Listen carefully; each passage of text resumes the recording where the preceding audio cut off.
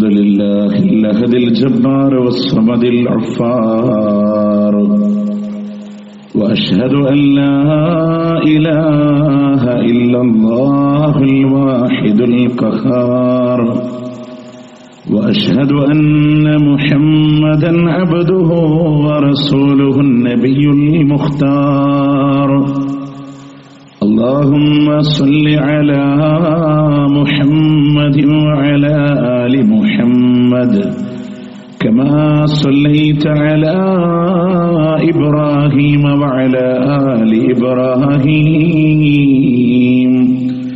إنك حميد مجيد وبارك على محمد وعلى آل محمد كما باركت على إبراهيم وعلى آل إبراهيم إنك حميد مجيد أما بعد فإن خير الكلام كلام الله وخير السنن سنن محمد صلى الله عليه وسلم وشر الأمور محدثاتها وكل محدثة بدعة وكل بدعة ضلالة وكل ضلالة في النار يا أيها الذين آمنوا اتقوا الله حق تقاته ولا تموتن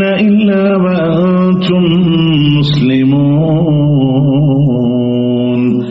أعوذ بالله من الشيطان الرجيم بسم الله الرحمن الرحيم الذين قال لهم الناس إن الناس قد جمعوا لكم فاخشوهم فزادهم إيمانا وقالوا حسبنا الله ونعم الوكيل.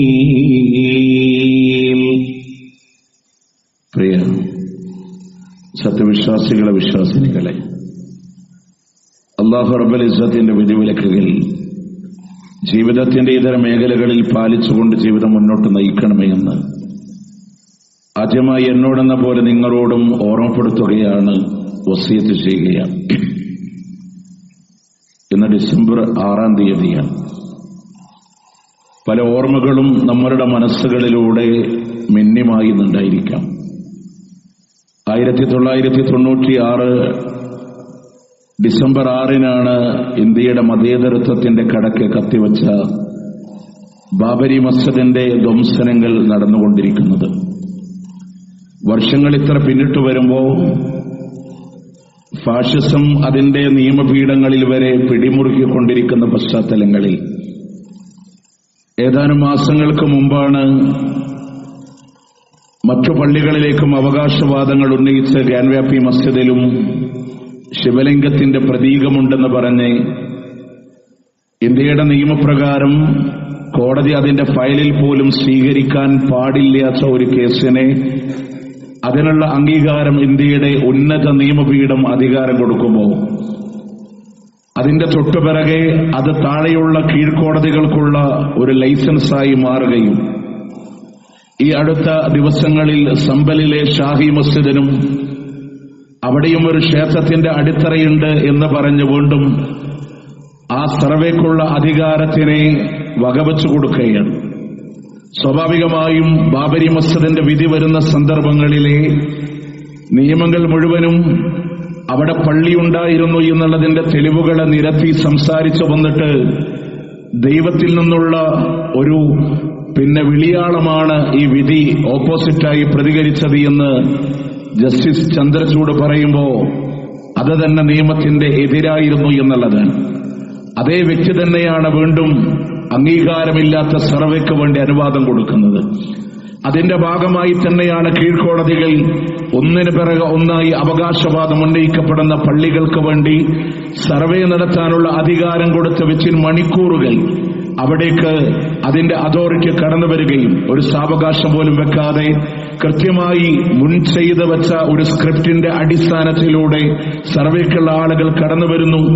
തങ്ങളുടെ നാടുകളിലേക്ക് 70%-ലധികം മുസ്ലിങ്ങൾ മാത്രം താമസിക്കുന്ന ഒരു നാട്ടിലേക്ക് അവിടെ അംഗീകാരമായി കടന്നു വരുന്ന ഉദ്യോഗസ്ഥരുടെ മുമ്പിൽ വിഷയം അന്വേഷിക്കുമ്പോൾ അവിടെ 5-6 മുസ്ലിം യുവാക്കളെ വെടിവെച്ച് വീഴ്ത്തുന്ന ഒരു സാഹചര്യങ്ങളിൽ ഇക്കാര്യങ്ങൾ മാറുമ്പോൾ സ്വാഭാവികമായും നമ്മളുടെ മനസ്സുകളെല്ലാം വല്ലാത്തൊരു അവസ്ഥയിലേക്ക് മാറുന്നുണ്ടാകാം.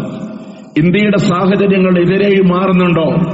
ഒരുപക്ഷെ ഈ വർഷത്തെ ഭരണകൂടം കടന്നു വരുമ്പോ ഒരു ഏകാധിപതി എന്ന രീതിയിൽ ഭൂരിപക്ഷം ഇല്ലാതെ വന്നപ്പോ ഏതെങ്കിലും ചില പിടുത്തം കിട്ടുമെന്ന് വിചാരിച്ചിടത്താണോ തകരാറുകൾ സംഭവിക്കുന്നത് എന്ന് നമ്മളുടെ ആരുടെയെങ്കിലും മനസ്സുകൾ സംവദിക്കുന്നുണ്ടെങ്കിൽ, മുസ്ലിങ്ങളുടെ ഭയം ഇവിടെ നിർഭയത്വത്തിലേക്ക് മടങ്ങാൻ കഴിയാതെ ഭയം അവരെ പിടികൂടപ്പെടുന്നുണ്ടോ? ഇന്ന് ഒരു പശുവിന്റെ മാംസം സൂക്ഷിച്ചു എന്നുള്ളതിന്റെ പേരിൽ വീണ്ടും ആൾക്കൂട്ട കൊലപാതകങ്ങൾക്ക് നമ്മളുടെ ഇന്ത്യ സാക്ഷ്യം വഹിക്കപ്പെടുന്ന ഒരു രംഗങ്ങളിലൂടെ പ്രിയമുള്ളവരെ നമ്മളെല്ലാവരും നിർഭയത്വത്തെ ആഗ്രഹിക്കുന്നു. ഒരു സമാധാനമുണ്ടാകണമെന്ന് ആഗ്രഹിക്കുന്നു. വഖഫിന്റെ പേരിൽ ഇല്ലാത്ത കിംവദന്തികൾ പരത്തി ശബരിമല പോലും മുസ്ലിങ്ങളെ പിടിച്ചടക്കാനുള്ള സമത്തിയിലേക്കാണെന്ന് ചില സംഘപരിവാറിന്റെ ആളുകൾ പ്രചാരണമുണ്ടാക്കുമ്പോ മുസ്ലിങ്ങളുടെ സമാധാനം തകരാറിലാകുന്നുവോ എന്ന് ചിന്തിക്കുന്ന ആളുകളോട് പ്രിയമുള്ളവരെ, അതിനെ ഏത് രീതിയിലൂടെ കൈകാര്യം ചെയ്യണമെന്നുള്ളിടത്തല്ല, നമ്മളുടെ ഈമാനും നമ്മളുടെ വിശ്വാസവും എവിടെ നിൽക്കണമെന്നുള്ളിടത്താണ് ഈ പരിമിതമായ സമയത്തിലെ ഖുതുബ നിങ്ങളുടെ ശ്രദ്ധയിലൂടെ പെടുത്താനുള്ളത്. ഒരൊറ്റ ആയത്താണ് നമ്മളുടെ മനസ്സുകളിലൂടെ ആദ്യം ഇത്തരം സന്ദർഭങ്ങൾ ഉണ്ടാകുമ്പോ ഒരായത്ത് നമ്മളുടെ ഹൃദയങ്ങളിലൂടെ കടന്നു വരണം. വിശുദ്ധ ഖുർആനിൽ സൂറത്ത് ആൽ ഇംറാൻ 173-ാമത്തെ ആയത്തിൽ അല്ലാഹു പറയാ, അല്ലദീന ഖാല ലഹുമുന്നാസ്, ജനങ്ങളോട് അവരോട് പറഞ്ഞതായ സന്ദർഭമുണ്ട്. ഇന്നന്നാസ ഖദ് ജമഉ ലക്കും, തീർച്ചയായും ജനങ്ങളൊക്കെ നിങ്ങൾക്കെതിരെ തിരിഞ്ഞിരിക്കുകയാണ്. ഫഖ്ശൗഹും, നിങ്ങളെ ഭയപ്പെട്ടേ കഴിയൂ എന്ന് നാട് മുഴുവനും ജനങ്ങളെ മുഴുവനും നിങ്ങൾക്കെതിരെ തിരിഞ്ഞിരിക്കുകയാണ്. നല്ല ഭയപ്പാട് വേണമെന്ന് മുസ്ലിങ്ങളോട് പറഞ്ഞതായ സന്ദർഭങ്ങളിലൂടെ അല്ലാഹു പറയാണ്, അവർക്ക് ഭയമല്ല വന്നത്, ഫസാദഹും ഈമാനാ, അവരുടെ ഈമാന് വർദ്ധിക്കുകയാണ്, അവരുടെ ഈമാന് വർദ്ധിക്കുകയാണ്. അവര് പറഞ്ഞ വാക്ക് വഖാലു ഹസ്ബുനല്ലാഹു വനിഅമൽ വകീൽ, ഞങ്ങൾക്ക് കാര്യങ്ങൾ ഏൽപ്പിക്കാൻ ഞങ്ങളുടെ റബ്ബുണ്ട്. എന്താ പറഞ്ഞേ? സന്ദർഭം കൂടെ മനസ്സിലാക്കണം. ഉഹദ് യുദ്ധം, ഉഹദ് യുദ്ധത്തിന്റെ ആദ്യ സന്ദർഭങ്ങളിലെ വിജയം, പിന്നീട് ചില പ്രവാചകന്റെ വാക്ക് മനസ്സിലാക്കുന്നതിലെ അബദ്ധങ്ങളെ പിന്നീട് വലിയ നാശത്തിലേക്ക് എത്താൻ, കൈകാലുകൾ മുറിഞ്ഞു, പല ആളുകളും സ്വഹാബത്ത് ഷഹീദായി, ആ അവസ്ഥയിൽ വേദനയോടുകൂടെ മടങ്ങാൻ. അപ്പൊ ആളുകൾ പറയാം, രണ്ടാമതും നിങ്ങൾക്കെതിരെ സംഘടിക്കുകയാണ്, അവർ നിങ്ങളെ അറ്റാക്ക് ചെയ്യാൻ. പ്രിയമുള്ളവരെ, ശാരീരികമായ ശേഷിയില്ല, ആയുധങ്ങളുടെ പിൻബലങ്ങൾ കുറവാണ്.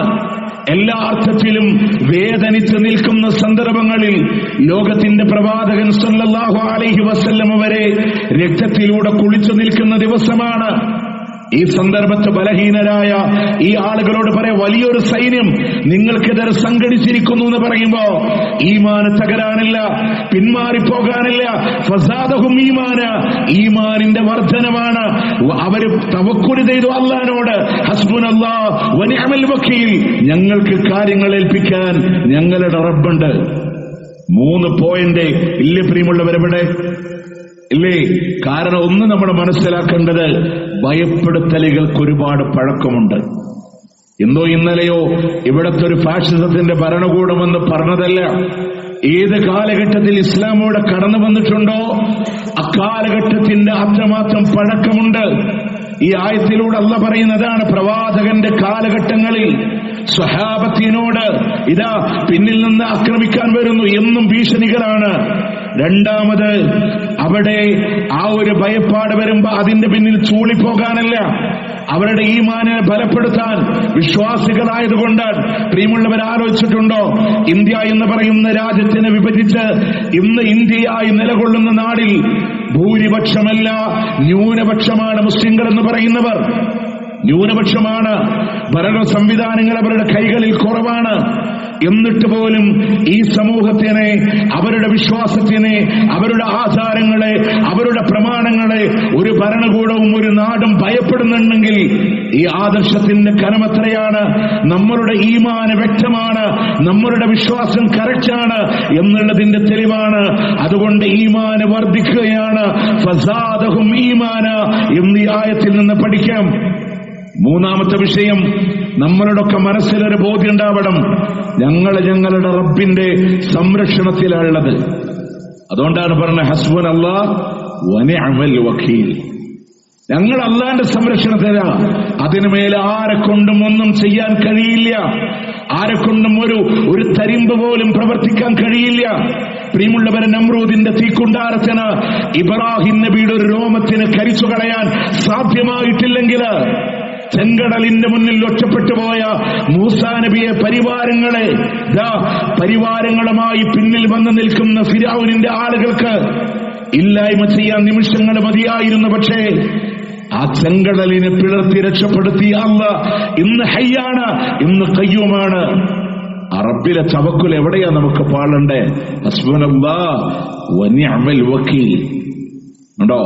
ആ ഒരു വിശ്വാസത്തിലാണ് ഈ ആയത്ത് നമുക്ക് പാഠം നൽകുന്നത്. പ്രിയമുള്ളവരെ, ഇതിനേക്കാൾ പരിതാപകരമായ സാഹചര്യങ്ങൾ കടന്നുപോയിട്ടുണ്ട്. അതുകൊണ്ടാണ് അള്ളാഹു ഓരോ സന്ദർഭത്തിലും ഓരോ ന്യൂസ് കേൾക്കുമ്പോഴും സൂറത്ത് അൻഫാലിലെ 26-ാമത്തെ ആയത്ത്, നമ്മളെപ്പോഴും ഒരു പ്രതിസന്ധികൾ വരുമ്പോ ആ ആയത്തൊന്നിങ്ങനെ മനസ്സിൽ കൊണ്ടുവന്നാൽ മതി. അല്ലാഹു പറയാ, വദ്കുറൂ ഇദാ അൻതും ഖലീലുൻ മുസ്തദഅഫൂന ഫിൽ അർദ്. നിങ്ങൾ ഭൂമിയില് വളരെ കുറച്ചാളുകളുണ്ടായിരുന്ന സന്ദർഭമില്ലയോ? അതിന് നിങ്ങൾ ഓർക്കുന്നുണ്ടോ? തഖാഫൂന അയ്യതഖത്തഫകുമുന്നാസ്. ജനങ്ങൾ നിങ്ങളെ റാഞ്ചിക്കൊണ്ടുപോകുമോ എന്ന് പോലും നിങ്ങൾ ഭയപ്പെട്ടിരുന്നൊരു കാലഘട്ടമില്ലയോ? അള്ളാന്റെ പ്രവാചകനോട് പറയും, ഏതാ കാലഘട്ടം? മക്കയിൽ ജീവിച്ചിരുന്ന കാലഘട്ടം. വിരലിൽ എണ്ണാവുന്ന ആളുകളുണ്ട്. അർഖം ഇബ്നു അബീ അർഖം റളിയല്ലാഹുവിന്റെ വീട്ടിലേക്ക് ഒളിച്ചും പതിഞ്ഞുമൊക്കെ സഹാബത്ത് ഇങ്ങനെ പോയിരുന്നൊരു കാലഘട്ടമുണ്ടായിരുന്നു.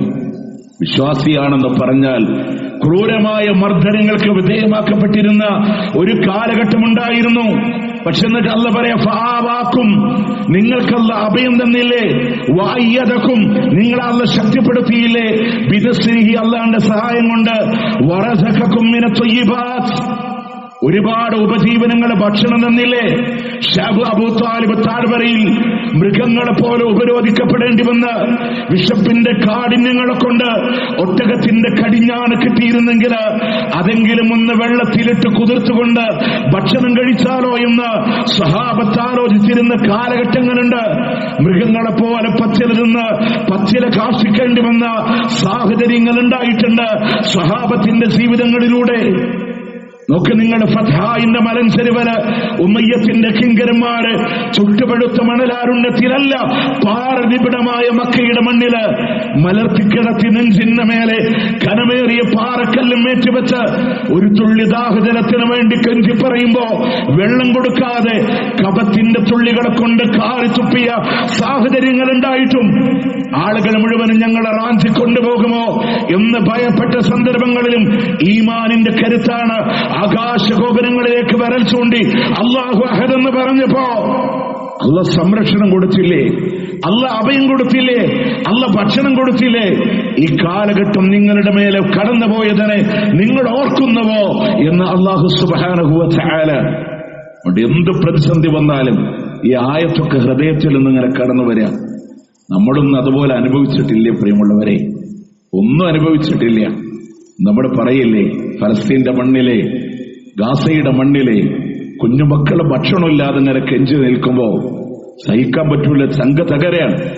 എന്ന് അതിനേക്കാൾ വലിയ ത്യാഗം വന്ന് നബി സല്ലല്ലാഹു അലൈഹി വസല്ലം അവിടെ ഷാബിന്റെ താഴ്വരയിൽ അള്ളാന്റെ പ്രവാചകൻ സല്ലല്ലാഹു അലൈഹി വസല്ലം അബൂ താലിബിന്റെ താഴ്വരയിൽ അനുഭവിച്ചു പോയ നൊമ്പരങ്ങളിൽ പ്രിയമുള്ളവരെ, നമ്മുടെ മനസ്സിലൊക്കെ മനസ്സ് കരുത്താർജിക്കാൻ. അതോടൊപ്പം തന്നെ അങ്ങനെ പേടിപ്പെടുത്തുന്ന ഒരു ന്യൂസ് കിട്ടിയാൽ, ഇപ്പൊ ആൾക്കൂട്ട കൊലപാതകങ്ങൾ, 4 ആളുകൾ കൂടി ഒരു പാവപ്പെട്ടവനെ തല്ലിക്കൊല്ലുന്ന വീഡിയോ വാട്സപ്പിൽ കിട്ടുമ്പോ നിമിഷങ്ങൾക്കകം അതിങ്ങനെ നമ്മുടെ ഫാമിലി ഗ്രൂപ്പിലേക്ക് ഇങ്ങനെ ഫോർവേഡ് ചെയ്യുക. അതിൽ നമ്മുടെ ഉമ്മമാരുണ്ടാവും, നമ്മുടെ പെങ്ങന്മാരുണ്ടാവും, മനസ്സിന് ഈമാന്റെ കരുത്തില്ലാത്ത ആളുകളുണ്ടാകും. ലാ യഹില്ലു ലി മുസ്ലിം, ഒരു മുസ്ലിമിനും അനുവദനീയമല്ല അയ്യുറബ്ബിഅ മുസ്ലിമ, മറ്റൊരാളെ ഭയപ്പെടുത്താൻ പേടിപ്പെടുത്തുന്ന ന്യൂസുകളെ ഫോർവേഡ് ചെയ്യാതിരിക്കാനുള്ള ഒരു സാഹചര്യം നമ്മൾ കാണും. അതിന്റെ ആവശ്യമുള്ളവരോട് നടപടി സ്വീകരിക്കാനുള്ള ആളുകളോട്, അതിലൂടെ പ്രതികരിക്കാനുള്ള ആളുകളോട് അറിയിക്കാനല്ലാതെ ഇതിങ്ങനെ ഗ്രൂപ്പുകളിൽ മനസ്സ് ദുർബലമായ ആളുകളുടെ മനസ്സുകളിലേക്കിട്ട് അവരുടെ മനസ്സിനെ പേടിപ്പെടുത്തുന്ന ഒരു സാഹചര്യം ഉണ്ടാവരുത്. കാരണം എന്താണെന്നറിയോ? അള്ളാഹു തന്ന ഏറ്റവും വലിയ നിഅമത്താണ് നിർഭയത്വം എന്ന് പറയുന്നത്. നമ്മളൊക്കെ പറയില്ലേ, ഞങ്ങളൊന്നുമില്ല, സാമ്പത്തികമായിട്ട് ഞങ്ങളുടെ കയ്യിൽ കുറവാണ്, അല്ലെങ്കിൽ മറ്റു രീതികളിൽ ഞങ്ങള് ഭൗതിക സൗകര്യങ്ങളൊക്കെ പിന്നിലാണ്. മുത്തുനബി പറഞ്ഞൊരു വാക്ക് നിർഭയത്വത്തിന്റെ വിഷയത്തിൽ നമ്മൾ എടുത്താൽ മതി. അയാളുടെ വിരിപ്പിൽ നിന്ന് ഒരാളെ എഴുന്നേൽക്കുന്നത് നിർഭയനായി കൊണ്ടാണെങ്കിൽ, അവന്റെ ശരീരം ആരോഗ്യവാനായിട്ടാണ് എണീക്കുന്നത് എങ്കിൽ, അതുപോലെ തന്നെ അന്നേ ദിവസത്തിന്റെ ഭക്ഷണം അവന്റെ കയ്യിലുണ്ടെങ്കിൽ, അവൻ ദുനിയാവ് മുഴുവനും ലഭിച്ചവനെ പോലെയാണ്. ഒരു ചക്രവർത്തിക്കും മേലെയാ. ഇങ്ങനെ രാവിലെ എണീക്കുമ്പോ ഒരു ഭയല്ല, നിർഭയനായിട്ടാണ്. അവന്റെ ശരീരത്തിന് രോഗമില്ല. അന്നത്തെ ദിവസം, നാളത്തെ പോലല്ല കേട്ടോ, അന്നത്തെ ദിവസം കഴിക്കാനുള്ള ഭക്ഷണം അവന്റെ കയ്യിലുണ്ടെങ്കിൽ അവൻ ലോകം കീഴടക്കിയവനാണ്, ദുനിയാവ് മൊത്തം കീഴടക്കിയവനാണ്. പ്രിയമുള്ളവരെ, ആ സന്തോഷം അത് നമുക്ക് തന്നിട്ടില്ലേ? ആ നിർഭയത്വം അത്രമേൽ മൂല്യമുള്ളതാണ് എന്നുള്ളതാണ്. ഖുറൈശികളെ പറ്റി പറയുമ്പോൾ അല്ലാഹു പറഞ്ഞു, ഖുറൈശികൾക്ക് അല്ലാഹു തആല ലഇലാഫി ഖുറൈശ്, ഖുറൈശികൾക്കല്ല ഇണക്കിക്കൊടുത്തു ശൈത്യകാലത്തും വേനൽക്കാലത്തുമുള്ള യാത്രകളെ. എന്നിട്ട് അല്ലാഹു പറഞ്ഞു വആമനഹും, അവർക്ക് നിർഭയത്വം കൊടുത്തു. വല്ലാത്തൊരു അനുഗ്രഹമാണ്. അതുകൊണ്ട് ഇബ്രാഹിം നബി പോലും പറഞ്ഞത്, റബ്ബി ജഅൽ ഹാദാ ബലദൻ ആമിനാ, ഈ നാടിനെ നിർഭയത്വത്തിന്റെ രാജ്യമാക്കി മാറ്റണേ അല്ലാഹ്. ഹറമ നിർഭയത്വമാണ്, ഹറമ നിർഭയത്വമാണ്. ഏത് പാതിരാവിലും ഒരു സഹോദരിക്ക് നടന്നു പോകാം, നിർഭയത്വമാണ്. അതിന്റെ ചുറ്റും അസമാധാനമുണ്ടെങ്കിലും അല്ലാഹു പറയാണ്, അവലം യറൗ അന്നാ ജഅൽനാ ഹറമൻ ആമിനാ, ആ മണ്ണിനെ അല്ലാഹു നിർഭയത്വമുള്ള നാടാക്കിയില്ലയോ? വയുതഖത്തഫുൻ നാസു മിൻ ഹൗലിഹിം, അവരുടെ ചുറ്റും റാഞ്ചിയെടുക്കുകയാണ് ജനങ്ങള്. സൗദിനെ നമ്മൾ പഠിച്ചാൽ, ഹറമിനെ പഠിച്ച ചുറ്റും അശാന്താണ്. സിറിയയിലെ പ്രശ്നം അല്ലേ, പലയിടത്തും ചുറ്റുഭാഗമുള്ള ഇറാഖിലൊക്കെ പ്രശ്നങ്ങളാണ്. പക്ഷെ ആ നാടിനെ, അതാണ് അള്ളാന്റെ വാക്കാൻ, അതിന്റെ ചുറ്റും അശാന്തി നിറയുമ്പോഴും ആ നാടിനെ അല്ലാഹ് നിർഭയത്വം തന്നില്ലയോ? പ്രിയമുള്ളവരെ, അത് വല്ലാത്തൊരു സമാധാനാണ്. നാളെ സ്വർഗത്തിലേക്ക് നമ്മൾ ആനയിക്കുമ്പോഴും അള്ളാഹു ഭാഗ്യം തരട്ടെ. ഉദ്ഖുലൂ ബിസ്സലാമിൻ ആമിനീൻ, നിർഭയരായി സമാധാനമടഞ്ഞവരായി. നോക്കിയ സമാധാനത്തോടെ അള്ളാന്റെ സ്വർഗത്തിലേക്ക് കടന്നു വാ. പ്രിയമുള്ളവരെ, നമുക്ക് ആ സമാധാനം കിട്ടാൻ എന്ത് വഴിയാ നമ്മൾ സ്വീകരിക്കാനുള്ള ദുനിയാവില്? നമ്മൾ വെറുതെ ഇരുന്നുകൊണ്ട് നമ്മുടെ മനസ്സിന് സമാധാനാവില്ല. നാട്ടുകാരെ മുഴുവൻ അടക്കി വെച്ച് എനിക്കെതിരെ പറയുന്ന ആളുകളുടെ ഒക്കെ നാവടക്കി, എനിക്കെതിരെ ആയുധമെടുക്കുന്നവരൊക്കെ നശിപ്പിച്ച്, എന്നിട്ട് ഞാൻ സമാധാനത്തോടെ ഒരു ദിവസം ജീവിക്കാന്ന് കരുതിയാൽ ദുനിയാവിൽ നടക്കൂല. മനുഷ്യനെ അല്ലാഹു പടച്ചത് തന്നെ ക്ലേശം, ഒന്നിന് പിറകെ ഒന്ന് വന്നുകൊണ്ടിരിക്കും. അപ്പൊ അവിടെ എങ്ങനെ നിർഭയത്വമുണ്ടാകും? പ്രിയമുള്ളവരെ, ഒന്നാമതായി മനസ്സിലാക്കേണ്ട, ഈ നിർഭയത്വത്തിന് ഭയന്നുകൊണ്ട് മതം വിടുന്ന ആളുകളെ കാണാൻ സാധിക്കും നമ്മളുടെ ചുറ്റുപാടിലും.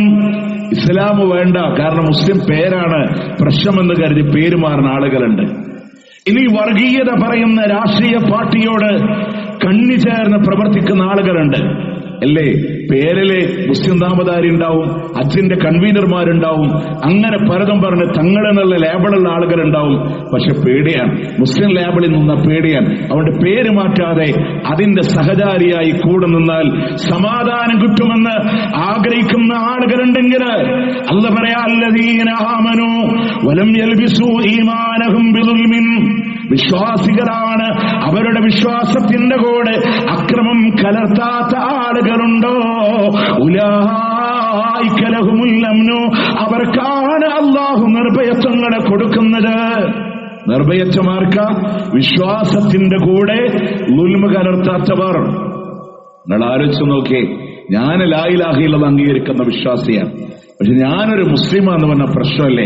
അതുകൊണ്ട് ആ ഉത്സവത്തിന് പോയിട്ടൊന്ന് കൈ തൊഴുതു കൊടുത്ത് അവിടെ ഒരു സൗഹാർദ്ദത്തിന്റെ പേര് പറഞ്ഞ് ആ ബഹുദൈവാരാധനയിലൊന്ന് കണ്ണി ചേർന്ന്, കാരണം ഞാനെന്ന് മുസ്ലിമാണ്, നിസ്കാരത്തിൽ വരെ അള്ളാഹിനോട് എടുക്കുന്ന പ്രതിജ്ഞയിൽ വഅന മിനൽ മുസ്ലിമീൻ, ഞാനൊരു മുസ്ലിമാണെന്ന് പറയുന്നവൻ ജീവിതത്തിൽ ആ നട്ടെല്ല് നഷ്ടപ്പെടുത്തിയിട്ട് ദുൽമ ജീവിതത്തിൽ കലർത്തിയാൽ നിങ്ങൾക്ക് സമാധാനം ഉണ്ടാവൂല എന്ന് അല്ലാഹു തആല. അതിനപ്പുറമൊന്നുമില്ലല്ലോ, പടച്ചോനേക്കാളും മേലൊന്നുമില്ലല്ലോ. അല്ലാഹ് പറയാൻ, നിങ്ങളുടെ വിശ്വാസത്തിൽ ദുൽമ വരാതെ, ശിർക്ക് വരാതെ നിങ്ങൾ നിൽക്കുന്നുവോ അവർക്കാണ് അല്ലാഹു തആല നിർഭയത്വം കൊടുക്കുന്നത് എന്നുള്ളതാണ്. അതുകൊണ്ട് അല്ലാഹുവിനോടുള്ള നന്ദികേട് കാണിച്ചാൽ നിർഭയത്വം എന്ന അനുഗ്രഹം അല്ലാഹു ഇല്ലാതാക്കും. അള്ളാഹിനോട് നന്ദികേട് കാണിച്ചാൽ അവൻ ഇല്ലാതാക്കുമെന്നുള്ളതാണ്. ശിർക്കടക്കമുള്ള തിന്മകളുടെ വ്യാപനമാണ്, കുത്തൊഴുക്കാണ് മനുഷ്യന്റെ നിർഭയത്വത്തിനെ ഇല്ലായ്മ ചെയ്യുന്നത് എന്നുള്ളതാണ്. നിങ്ങൾ ആലോചിച്ച് നോക്കി, അള്ളാന്റെ സഹായം വേണം, നിർഭയത്വം വേണമെന്ന് പറഞ്ഞു. അള്ളാന്റെ പള്ളിക്ക് നിസ്കരിക്കാൻ വരാൻ അതിന് നമ്മളെ കിട്ടൂല. പടച്ചോനിൽ തവക്കുൽ ചെയ്ത് പറയാൻ അതിന് നമ്മൾ കിട്ടൂല. നിങ്ങൾ ആലോചിക്ക്, സുബൈക്ക് പള്ളിയിൽ 3 ആള് വരണ പള്ളിയാണെങ്കിൽ പോലും ആ പള്ളിയിൽ ഇതൊരു ബഹളം കേൾക്കുന്നു എന്ന് പറഞ്ഞാൽ ഓടിയെത്താൻ ആയിരക്കണക്കിന് ആളുകളാണ്. ഈ ആളുകളൊക്കെ എവിടെ? അള്ളാഹിനോട് പറയാൻ, അള്ളാഹിനോട് നിസ്കരിക്കാൻ, അവനോട് മനസ്സാമീപ്യമുണ്ടാവാൻ.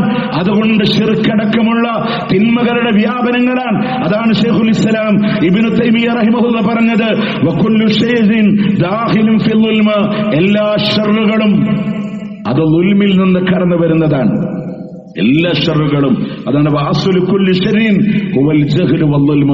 ഇബ്നുൽ ഖയ്യിം റഹിമഹുല്ലാഹ് പറയാൻ, എല്ലാ അക്രമങ്ങളും നോക്കിയേ, എല്ലാ അക്രമങ്ങളിൽ നിന്നും, അറിവില്ലായ്മയിൽ നിന്നുമാണ് ഷർറുകൾ സമൂഹത്തിലൂടെ കടന്നു വരുന്നത് എന്ന് ഇബ്നുൽ ഖയ്യിം റഹിമഹുല്ലാഹ്. ഇനി പ്രിയമുള്ളവരെ, നമ്മൾ അല്ലാഹുവിനോട് സമാധാനത്തോടെ ജീവിക്കുമ്പോ, എല്ലാ സൗകര്യത്തിനും ജീവിക്കുമ്പോ അല്ലാഹുവിനോട് നന്ദികേട് കാണിച്ചാൽ അല്ലാഹു അത് എടുത്തു കളയുമെന്ന് ഖുർആൻ. വല്ലറബല്ലാഹു മസലൻ ഖറിയ, ഒരു നാടിന്റെ ഉദാഹരണം നിങ്ങളോട് പറയാണ്.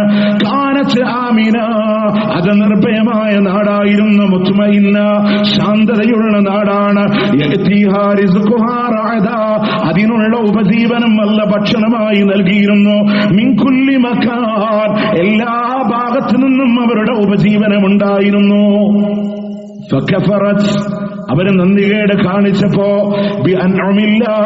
അള്ളാന്റെ നിഅമത്തുകളോട് നന്ദികേട് കാണിച്ചപ്പോ, ഫഅദാഖഹല്ലാഹു ലിബാസൽ ജൂഇ വൽ ഖൗഫ്, വിശപ്പിന്റെ വസ്ത്രം, ഭയപ്പാടിന്റെ വസ്ത്രം അല്ലാഹു അവരെ അനുഭവിപ്പിച്ചു, ആസ്വദിപ്പിച്ചു. ബിമാ കാനൂ യസ്നഊൻ, അവരുടെ പ്രവൃത്തി കാരണത്താൽ. ഈ നാടേതാണെന്ന് തഫ്സീറുകളിലൂടെ കാണാൻ സാധ്യമല്ല. മക്കയടക്കമുള്ള ഏത് രാജ്യങ്ങൾക്കും ഈ നിയമം ബാധകമാണ് എന്നാണ് മുഫസ്സിരീങ്ങൾ അഖിലവും വ്യാഖ്യാനം നൽകിയിട്ടുള്ളത്. പ്രിയമുള്ളവരെ, അല്ലാഹ് നിഅമത്ത് കൊടുത്ത്, അല്ലാഹ് നിർഭയത്വം കൊടുത്ത് അനുഗ്രഹിച്ച നാട്ടിൽ അല്ലാഹുവിനോട് നന്ദികേട് കാണിക്കുന്നുണ്ടോ നിങ്ങൾ? ആ സുഭിക്ഷതയുടെ കുപ്പായം അല്ലാഹു ഊരിമാറ്റും. നിർഭയത്വത്തിന്റെ കുപ്പായം അല്ലാഹു ഊരിമാറ്റും. അവരെ വിശപ്പവരറിയും, അവർ ദാരിദ്ര്യം അറിയും, അവർ ഭയപ്പാടറിയും എന്ന് അല്ലാഹു സുബ്ഹാനഹു വ തആല. അതുകൊണ്ട് പ്രിയമുള്ളവരെ, നമ്മുടെ മനസ്സിലെ ഒട്ടനവധി ഭയപ്പാടിന്റെ സാഹചര്യം നമ്മുടെ മുന്നിൽ വന്നാലും മുഅ്മിനെ സംബന്ധിച്ചിടത്തോളം അവന് തളരൂല്ല, അവന് പതറില്ല. കാരണം എന്താണ്? എന്റെ റബ്ബ് കണക്കാക്കിയതല്ലാതെ. നമ്മുടെ നിസ്കാരം കഴിഞ്ഞിട്ട് സലാം പൊട്ടിയാൽ എന്താ പറയാ? അല്ലാഹുമ്മ ലാ മാനിഅ ലിമാ അഅതൈത വലാ മുഅ്തിയ ലിമാ മനഅത. നീ നൽകിയതിനെ തടുക്കാൻ ഒരാളെ കൊണ്ടും കഴിയില്ല, നീ തടുത്തത് നൽകാൻ ഒരാളെ കൊണ്ട് പോലും കഴിയില്ല. നിങ്ങൾക്കറിയോ, അബ്ബാസിയ ഭരണാധികാരിയുടെ മുന്നിലെ നമ്മളുടെ പ്രിയപ്പെട്ട ഇമാമിനെ കൊണ്ടുവരികയാണ്. നമ്മൾ മനസ്സിലാക്കേണ്ടത് എന്തിന്റെ പേരില? ഖുർആൻ അള്ളാന്റെ സൃഷ്ടിയല്ല, കലാമാണ് എന്ന് പറഞ്ഞതിന്റെ പേരിൽ ഇമാം അഹ്മദ് ബിൻ ഹംബലിനെ തലവെട്ടാൻ വേണ്ടി കൊണ്ടുവരാം. പലരും അദ്ദേഹത്തോട് പറഞ്ഞു, നിങ്ങളൊന്ന് വാക്ക് മാറ്റി പറഞ്ഞാൽ മതി, ജീവൻ രക്ഷപ്പെടാം. അദ്ദേഹം പറയാൻ, ഞാൻ എന്റെ ജീവന് വേണ്ടി വാക്ക് മാറ്റി പറഞ്ഞാൽ നാളെ ആളുകളൊക്കെ പറയും ഇമാം അങ്ങനെ പഠിപ്പിച്ചിട്ടുണ്ടെന്ന്, അതുകൊണ്ട് എന്റെ ജീവൻ എനിക്ക് പ്രശ്നമില്ല, അള്ളാന്റെ ഹക്ക് നിലനിൽക്കണം എന്നുള്ളതാണ്. രാത്രിയിൽ അദ്ദേഹത്തെ കൊണ്ടുവന്ന്, കൂടെയുണ്ടായിരുന്ന സഹതടവുകാർ മരണപ്പെട്ടിരുന്നു, അദ്ദേഹത്തെ കൊണ്ടുവന്ന് ഖലീഫയുടെ കൊട്ടാരത്തിന്റെ അവിടെ രാത്രി കൊണ്ടുവന്ന് നിർത്തി. സുബഹി കഴിഞ്ഞാൽ ഇദ്ദേഹത്തിന്റെ തലവെട്ടാനാണ് അള്ളാഹുവിന്റെ കൽപ്പന. സുബഹിക്ക് കേൾക്കുന്ന മരണവാർത്ത ഖലീഫ അബ്ബാസിയ ഭരണാധികാരി ലോകത്തോട് വിട പറഞ്ഞു. അള്ളാന്റെ ആത്മാർത്ഥതയിൽ ഉറച്ചു നിന്ന ഇമാം അബൂ ഹനീഫ നിസ്സാരല്ലാട്ടോ, 28 കൊല്ലാണ് കയ്യും കാലും ചങ്ങലകളാൽ ബന്ധിച്ച് വുളു എടുക്കാനുള്ള വെള്ളം മുന്നിൽ വെച്ചു കൊടുത്തിട്ട് ഇമാം അഹ്മദ് ബിൻ ഹംബലിനോട് വുളു എടുക്കാൻ പറയുമ്പോ എങ്ങനെ കഴിയാനാ? ഒക്കെ ബന്ധനത്തിലല്ലേ. ചമ്മട്ടി കൊണ്ടടിച്ച് ലോകം കണ്ട മഹാപണ്ഡിതനെ അള്ളാന്റെ കലാമിന് വേണ്ടി സംസാരിച്ചതിന്റെ പേരിൽ കാലം മാറിയില്ലേ? ഇന്ന് നമ്മൾ മനസ്സിലാക്കേണ്ടത് അങ്ങനെ പലതും എന്തേ അവരുടെ മനസ്സിനെ തളർത്താത്തത്? അള്ളാഹുവിലുള്ള പ്രതീക്ഷയാണ്. ഇനി ഇതൊക്കെ അനുഭവിച്ചാലും ആസിയ ബീവി ഫിർഔനിന്റെ മർദ്ദനങ്ങൾ ഏറ്റുവാങ്ങുമ്പോൾ പറഞ്ഞൊരു വാക്കില്ലേ, റബ്ബി ബിനിലി ഇൻജക ബൈതൻ ഫിൽ ജന്ന, സ്വർഗ്ഗത്തിലൊരു മണിമാളിക. ഈജിപ്തിന്റെ കൊട്ടാരം എനിക്ക് വേണ്ട, ഫിർഔനിന്റെ സൗകര്യങ്ങൾ വേണ്ട, ഫിർഔനിന്റെ ആധിപത്യങ്ങൾ വേണ്ട. അല്ലാ, നിന്റെ അടുക്കൽ സ്വർഗത്തില് ഒരു മണിമാളിക തരണേ അല്ലാ എന്ന് പറഞ്ഞ ആസിയ ബീവി. അങ്ങനെ ഈമാനിനൊന്ന് ഏത് മേഖലയിലെ പ്രിയമുള്ളവരെ നമുക്ക് പേടി തോന്നാൻ എന്തുകൊണ്ടെന്നറിയോ? നമ്മുടെ ഈമാനിന് ഇവിടെ വളവുള്ളുണ്ട്. ഇല്ലെങ്കിൽ എന്തെന്നെ സംഭവിച്ചാലും ഇപ്പോ മറ്റുള്ളവരൊക്കെ ജീവിക്കാൻ വേണ്ടിയിട്ട് ഈ പെടാപാടപ്പെടുന്നെങ്കിൽ നമ്മൾ മരിച്ചാലും അൽഹംദുലില്ലാ. സ്വഹാബത്തൊക്കെ രണഭൂമിക്ക് ഇറങ്ങുമ്പോ ഷഹീദാക്കണേ പറഞ്ഞിട്ടിറങ്ങാം. പിന്നെ അവർക്ക് ആരെങ്കിലും പേടിക്കണ്ടോ? ആരെങ്കിലും ഭയപ്പെടാണ്ടോ? അതുകൊണ്ട് ഏത് ഫാഷിസത്തിന്റെ ഏത് കൂർത്ത മുഖങ്ങൾ വന്നാലും സമാധാനമില്ലാത്തൊന്നുമില്ല. ഇനി പ്രിയമുള്ളവരെ, നിർഭയത്വം വേണോ? ലാ ഇലാഹ ഇല്ലല്ലാഹ്, അതില്ലാതെ സമാധാനം കിട്ടൂല. വഅദല്ലാഹു അല്ലദീന ആമനൂ മിൻകും വഅമിലുസ് സാലിഹാത്ത്, നിങ്ങളിലെ വിശ്വാസികളോട്, സൽക്കർമ്മങ്ങൾ ചെയ്തവരോട് അല്ലാഹു വാഗ്ദാനം തന്നിട്ടുണ്ട്. ലയസ്തഖ്ലിഫന്നഹും ഫിൽ അർദ്, ഭൂമിയിൽ അല്ലാഹു നിങ്ങൾക്ക് പ്രാധാന്യം നൽകുന്നതാണ്, പ്രാതിനിധ്യം നൽകുന്നതാണ്.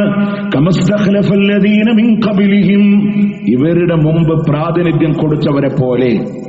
അപ്പൊ അല്ലാഹുവിന്റെ വാക്കെന്താ? വിശ്വാസികളാണോ അമലുസ് സാലിഹാത്ത് ചെയ്യുന്നവരാണോ പ്രാതിനിധ്യം ഉണ്ടാവും.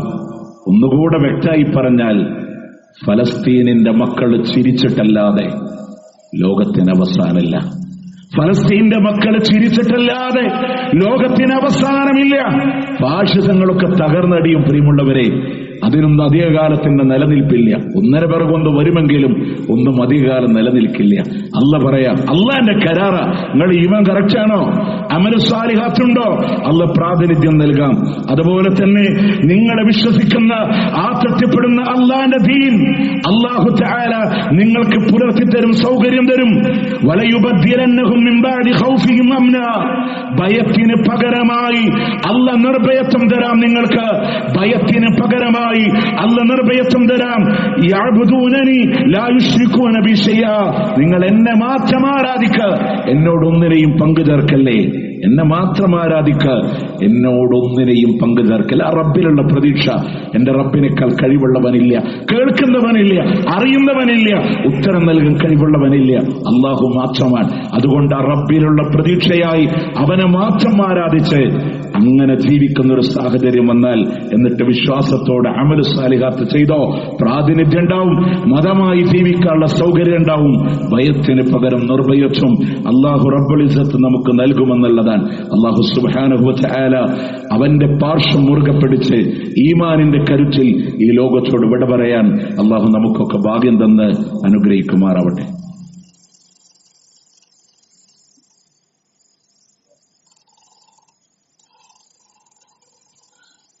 الحمد لله رب العالمين والعاقبة للمتقين ولا عدوان إلا على الظالمين أصلي وأسلم على رسوله النبي الكريم وعلى آله وصحبه أجمعين أما بعد اتقوا الله يا عباد الله അള്ളാഹുവിനെ സൂക്ഷിച്ചുകൊണ്ട് ജീവിക്കണമെന്ന് ഒരിക്കൽ കൂടി ഓർമ്മപ്പെടുത്തുകയാണ്, വസിയത്ത് ചെയ്യുകയാണ്.